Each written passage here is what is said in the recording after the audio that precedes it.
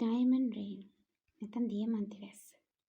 ඇත්තටම අපේ ගැලැක්සියේ දියමන්ති වැස්සක් වැටෙනවද? ඔව්. ඇත්තටම තාමත් අපේ සූර්යාව වටේ කැරකෙන ග්‍රහලෝක දෙකක මේ අපූර්ව දියමන්ති වැස්ස වැටෙනවා. අපි බලමු මොනවාද මේ ග්‍රහලෝක දෙක කියලා.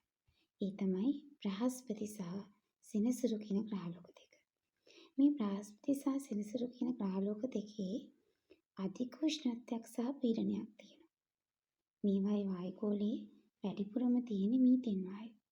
මේ මීතේන් වායුව අකුණු ගැටීම් සමගම කාබන් බවට පත් වෙනවා.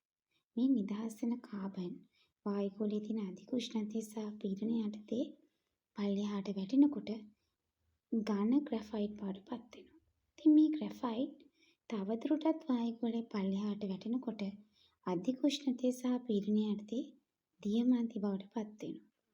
මේ ඝන දියමන්ති වායුගෝලයේ දිගේ තවත් පහළටම වැටිලා මේ ග්‍රහලෝකවල හරියටම වැටිලා දිය වෙලා යනවා. ඔව්.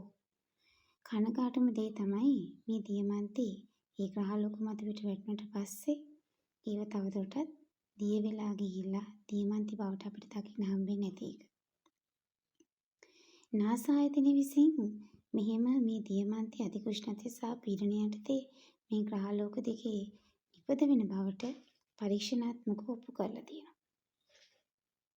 ඉතින් මේ වගේ අලුත් තොරතුරු දැනගන්න අපේ channel එකත් එක්ක එකතු වෙන්න.